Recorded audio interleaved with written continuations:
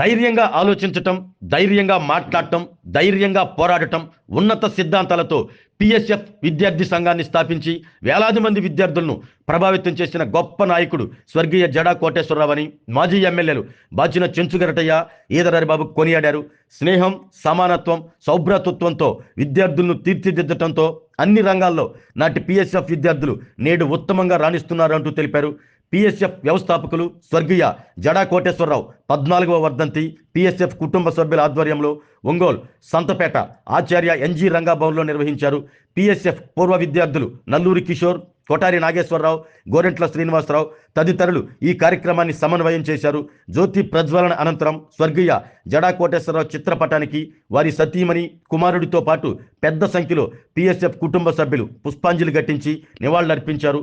వచ్చే వర్ధంతిలోగా ఒంగోలులో జడా కోటేశ్వరరావు విగ్రహాన్ని ఏర్పాటు చేయాలి అంటూ తీర్మానించారు.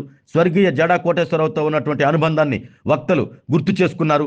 ఆత్మగౌరవం కోసం స్థాపించిన పిఎస్ఎఫ్ సంస్థలో పనిచేసిన ప్రతి ఒక్కరికి ఆత్మగౌరవం మెండుగా ఉంటుందని PDCC bank chairman doctor Kamepalli Sitaramaiah అన్నారు. ఈ వర్ధంతి సభలో పీడీసీసీ మాజీ చైర్మన్ ఈదర మోహన్ బాబు, పిఎస్ఎఫ్ పూర్వ విద్యార్థులు గుమ్మడి సాయిబాబు, చౌటూరి వెంకటేశ్వర్లు, కృష్ణయ్య, ఆరిగ ప్రతాప్, వైవి సుబ్బారావు, జ్ఞానం సుబ్బారావు, చుండూరి రవిబాబు, లంకపోతు అంజిరెడ్డి, బాలాజీ స్టూడియో పద్మనాభం, కంకణాల ఆంజనేయులు, బొల్లినేని బ్రహ్మయ్య, మన్నే శ్రీరామ్మూర్తి, చెంగల్చెట్టి అశోక్, పోలవరపు వెంకటరామయ్య, కామేపల్లి శ్రీనివాసరావు, ఈదర చిన్నారి, వీర, తాతా ప్రసాద్, పెద్ద సంఖ్యలో జడా కోటేశ్వరరావు ఆత్మీయ బంధుమిత్ర అభిమానులు, అనుచరులు, సహచరులు పాల్గొన్నారు.